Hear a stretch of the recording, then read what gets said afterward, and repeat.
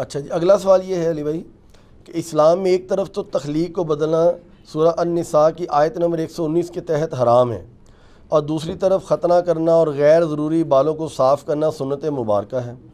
آخر اس تضاد کی وجہ کیا ہے؟ مہربانی فرما کے زیر ناف بالوں کو کہاں سے کہاں تک صاف کیا جائے، اس کا بھی حوالہ اور رہنمائی فرما دیں، شکریہ۔ دیکھیں میرے بھائیو، پچھلے دنوں میرا زیر ناف بالوں کے اعتبار سے وہ جو پبلک میں مشہور ہے نا کہ وہ علماء نے اجازت کیا ہے کہ وہ دفنا دینے چاہیے، باہر نہیں ہونے چاہیے، میں نے اس کا آپٹیمل سولوشن دیا ہے، وہ آپ کلپ میرا دیکھ لیں۔ پہلے میں دوسرے پورشن کو ایڈریس کرتا ہوں کہ زیر ناف بال کہاں سے کہاں تک کاٹنے چاہیے۔ پہلے اس کی حکمت آپ سمجھ لیں، یہ غیر ضروری بال جو صاف کیے جاتے ہیں، یہ وہی بال صاف کیے جاتے ہیں جہاں پر پسینہ جمع ہوتا ہے، کیونکہ پسینہ جمع ہونے کی وجہ سے وہاں پہ بدبو پیدا ہوتی ہے، تو اسلام نے یہ پاکی کا نظام رکھا ہے۔ اب یہ دیکھیں، یہ والی جو جگہ ہے بغلوں کے نیچے والی، اس میں پسینہ جمع ہوتا ہے، یہ بال اگر آپ ریموو نہیں کریں گے تو آپ کو بدبو آئے گی۔ اکثر جو مسلمان غیر مسلم ملکوں میں جاتے ہیں وہ کہتے ہیں جو کافروں کو بڑی بو آمدی ہے جی، وہ کافروں سے بو اس لیے آ رہی ہوتی ہے کہ وہ پاکی نہیں کر رہے ہوتے، وہ بھی وہ ساری چیزیں کریں، کلمہ نہ بھی پڑھیں، اس کو روحانی مسئلہ ہمارے لوگ سمجھ رہے ہوتے ہیں جی، ٹھیک ہے، حالانکہ خود نماز بھی نہیں پڑھتے۔ اصولوں تو آپ سے بھی بدبو آنی چاہیے، کیونکہ صحیح مسلم میں 246 نمبر حدیث ہے، بندے کے کفر اور ایمان، شرک اور ایمان میں فرق نماز ہے، لیکن اللہ نے دنیا میں پردہ ہی رکھا ہوا ہے، وہ بدبو کی وجہ ان کی پاکی نہ کرنا ہوتا ہے۔ پاکی کریں تو آپ دیکھ لیں، کوئی مسئلہ نہیں ہوگا، نہیں آئے گی بدبو۔ کرسچنز میں کتنے لوگ ہیں جو یہ کرتے ہیں، جوز میں بھی ہیں جو کرتے ہیں۔ تو یہاں پہ پسینہ جمع ہوتا ہے، اس لیے نبی علیہ السلام نے اس کو مشروع فرمایا ہے۔ صحیح مسلم میں حدیث ہے، نبی علیہ السلام نے زیر ناف بال، بغلوں کے بال اور ناخنوں کے لیے 40 دن کی مدت مقرر فرمائی ہے کہ 40 دن میں ایک دفعہ تو لازمی کرنا ہے، ویسے تو ہر ہفتے میں ایک دفعہ کرنے چاہیے۔ مسلم شریف میں حدیث ہے، بخاری مسلم دونوں میں حدیث ہے کہ جمعے کا غسل ہر مسلمان پہ، مرد و عورت کے اوپر، مسلم کے اوپر، اس میں مسلم کے الفاظ ہیں سر، بریلوی دیوبندی نہیں ہے، اہل حدیث نہیں، شیعہ نہیں، یہ واجب ہے، اور اس کی ایکسپلینیشن صحیح مسلم میں کہ ہفتے میں کسی ایک دن کریں، جمعے کا دن ہو تو زیادہ بہتر ہے، جس میں الفاظ ہیں جس میں وہ اپنے جسم کی صفائی کرے۔ صفائی میں صرف میل اتارنا نہیں ہے، یہ غیر ضروری بالوں کو بھی صفائی کہا جاتا ہے، یہ عربی لنگوسٹک میں محاورتاً بات یوز ہوتی ہے۔ جیسا کہ بخاری کے اندر حدیث موجود ہے کہ نبی علیہ السلام نے فرمایا کہ جب بچہ پیدا ہو تو اس کی طرف سے عقیقہ کرو اور اس سے گندگی کو دور کرو، اور ترمذی ابو داؤد میں وہ گندگی کیا ہے، اس کے بال ریموو کرنے ہیں آپ نے، جس میں کہتے ہیں چانڈ لوانا، اور وہ فرمایا کہ 7ویں دن عقیقہ کرو، ترمذی ابو داؤد میں اس کا نام رکھو اور اس سے گندگی دور کرو، اس کی طرف سے صدقہ اور خیرات کرو۔ تو یہ ان جگہوں پہ پسینہ جمع ہوتا ہے۔ اسی طریقے سے جو ران کے جو جوڑ ہیں وہاں پہ پسینہ جمع ہوتا ہے، جس کو آپ یعنی تھائی کہہ لیں، تو تھائی پوری کے بال ریموو نہیں کرنے ہوتے، صرف اتنے حصے کے جو شرمگاہ کے ساتھ ٹچ کر رہا ہوتا ہے۔ اسی طریقے سے یعنی بعض لوگ بالکل ناف کے عین نیچے سے بال صاف کرنا شروع کر دیتے ہیں، وہ کہتے ہیں زیر ناف ہے، وہ زیر ناف اس لیے کہا جاتا ہے وہ ناف کے تو نیچے ہی ہے نا، عین زیر ناف لفظ نہیں ہے وہ، تو ان کی ظاہر ہے ان کو کوارڈینیٹس ڈیفائن کرنے کے لیے زیر ناف کہا جاتا ہے، ٹھیک ہے، ورنہ تو ہم بغلوں کے نیچے جو کہتے ہیں بغلے تو یہ یہاں تک تو نہیں ریموو کرنے، وہ یہی والے ہیں، ٹھیک ہے، اینٹی وینم بھی ہو گیا۔ تو زیر ناف سے مراد ہے کہ جتنے حصے میں یعنی شرمگاہ ٹچ کرتی ہے، چاہے وہ ران والا حصہ ہو یا اوپر والا، اور اس کا بڑا آسان طریقہ ہے کہ پیٹ کا جو جوڑ ہے نچلے دھڑ کے ساتھ، جہاں پہ پیٹ ختم ہوتا ہے نا، وہ ناف سے تھوڑا نیچے جا کے ختم ہوتا ہے، اس کے بعد سے جو حصہ ہے نا وہ آپ نے بال صاف کرنے شروع کرنے ہیں۔ شرمگاہ کے اوپر جتنے بال ہیں، دائیں بائیں جو حصہ شرمگاہ سے ٹچ کرتا ہے، یعنی وہ جہاں پہ پسینہ جمع ہوتا ہے، وہ حتیٰ کہ جو بڑے استنجا کرنے کی جگہ ہے وہاں تک، پیٹھ وغیرہ کے بال ریموو کرنے کی ضرورت نہیں، یہ اتنے پورشن کے۔ تو یہ اکثر لوگ پوچھتے ہیں، اچھا ہو گیا اس کو میں نے کلیئر کر دیا، اب آ جائیں وہ اس کے پچھلے پورشن کی طرف، اس سے جو پہلے والا پورشن تھا۔ سورہ نساء کی آیت نمبر 119 کا آپ نے حوالہ دیا، وَلَآمُرَنَّهُمْ فَلَيُغَيِّرُنَّ خَلْقَ اللَّهِ، شیطان نے کہا تھا اے اللہ میں تیری مخلوق کو ابھاروں گا کہ وہ تیری تخلیق کو بدلیں گے، اور پھر اس کے بعد آتا ہے وہ جانوروں کے کان چیریں گے۔ اس کے تحت جو بھی تخلیق کو بدلتا ہے وہ حرام کا مرتکب ہے۔ کوئی شخص اپنے آپ کو خصی نہیں کر سکتا، حرام کا مرتکب ہے۔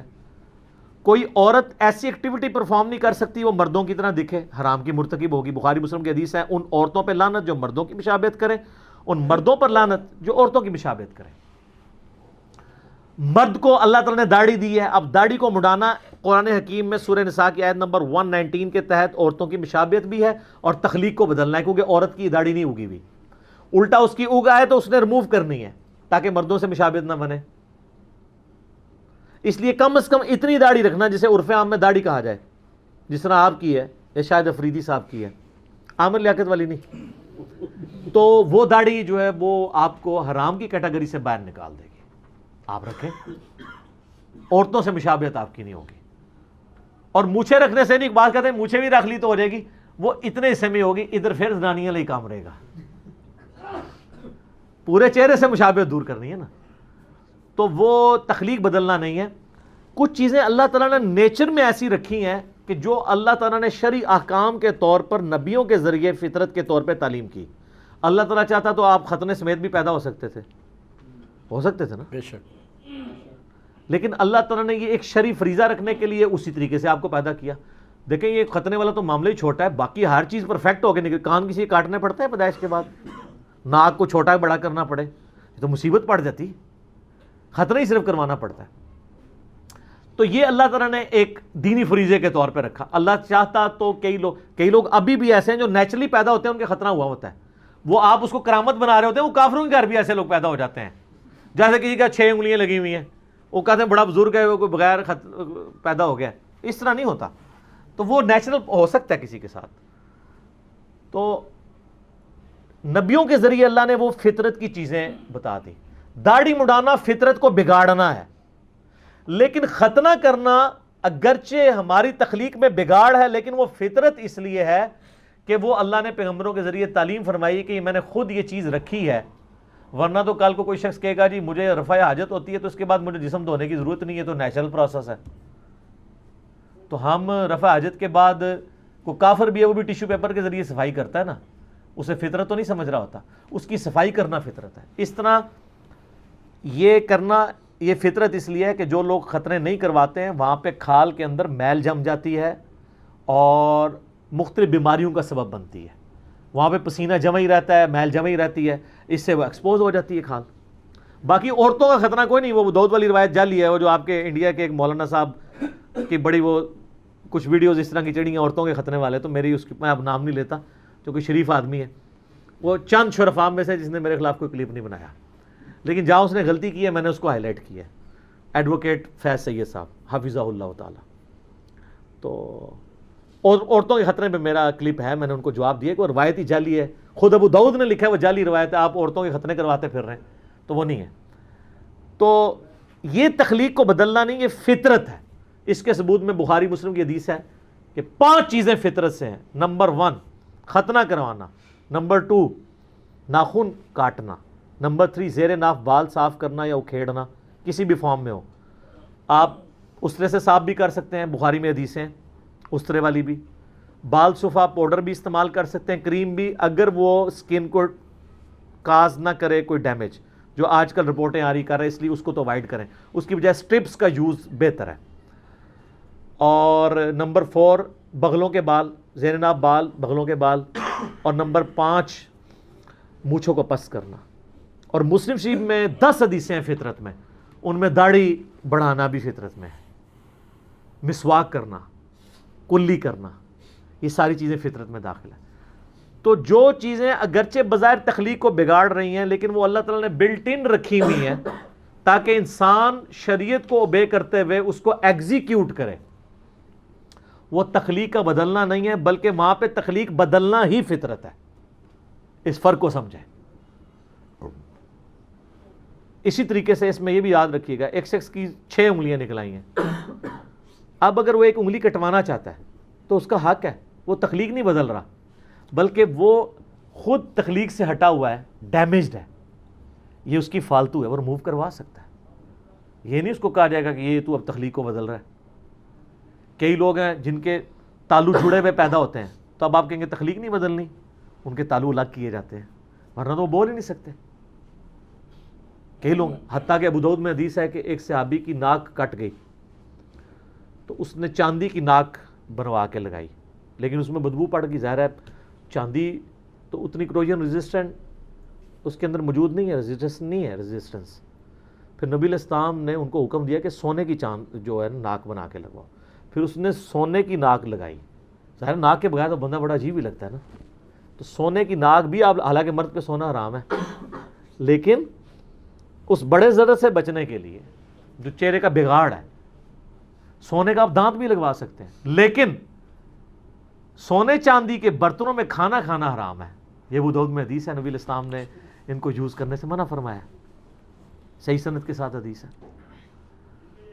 تو سونے کا دانت اگر کسی نے لگوایا ہے, اس کی وفات ہو گئی, تو اب یہ نہیں ہے کہ اس کو دانت سمیت ہی دفنا دیں, آپ دانت اتروا سکتے ہیں, کیونکہ وہ ایک قیمتی چیز ہے, اس کے ساتھ ضائع نہ کریں. لیکن جو ہماری میتیں فوت ہوتی ہیں ان کی شیو کر رہے ہوتے ہیں, آپ کو پتہ ہے نا, وہ شیو کر کے دفنا رہے ہوتے ہیں, ایسے لوگ بھی ہیں, وہ عجیب لگ رہا ہے بندہ. اور بعض کو بہت جاہل ہیں تو وہ تو غیر ضروری بال بھی صاف کرتے ہیں, لیکن یہ کام کرنے کی ضرورت نہیں ہے. جب مر گیا تو وہ اللہ کی امانت ہے, اللہ کے سپرد کریں. البتہ اس کے جسم پہ جو کپڑے ہیں, یہ کوئی قیمتی چیز, کوئی عورت ہے اس کی کان میں بالیاں ہیں, وہ آپ نکال لیں, وہ ظاہر زندہ بندوں کی ضرورت ہے. کپڑے بھی احتیاط سے اگر اتر سکتے ہیں تو اتار لیں, زندہ بندوں کی ضرورت ہے. اور لوگ وہ ڈرتے ہیں, وہ کپڑے پہنتے ہوئے ڈر رہے ہوتے ہیں کہیں ماری نہ جائے. اس طرح نہیں کو مرتا میرے بھائی. اور میں حیران ہوتا ہوں, یہ سپرسٹیشس چیزیں مسلمانوں کے اندر ہیں. وہ مسلمان جو اللہ میں بلیو کرنے والے ہیں, جو پوری دنیا کو کہہ رہے ہیں کہ جب موت آئی ہو, نہ ایک لمحہ آگے ہو سکتا ہے نہ پیچھے, یہی کہتے ہیں نا, اور خود وہ میت سے ڈر رہے ہوتے ہیں. آپ کسی بندے کو نہ اکیلا میت کے ساتھ چھوڑ دیں اور باقی کہیں سارے گھر والے ادھر سے جا رہے ہیں, تو انہیں اکیلا میت کے پاس بیٹھنا ہے. وہ زندگی میں اس بندے سے نہیں ڈرتا ہوگا, لیکن مرنے کے بعد ڈر رہا ہوگا. یہ کہاں کا مسلمان ہے, کہاں کا ایمان ہے؟ ٹھیک ہے, اس نے کوئی زندہ نہیں ہونا میرے بھائی, اس طریقے سے کچھ بھی نہیں ہونا.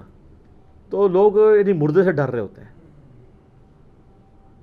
یہ ایک المیہ ہے مسلمانوں کا. مغرب کی اذانیں شروع ہو جاتی ہیں, تو ملتے ہیں اذان مغرب کے وقفے کے بعد. ٹھیک ہے.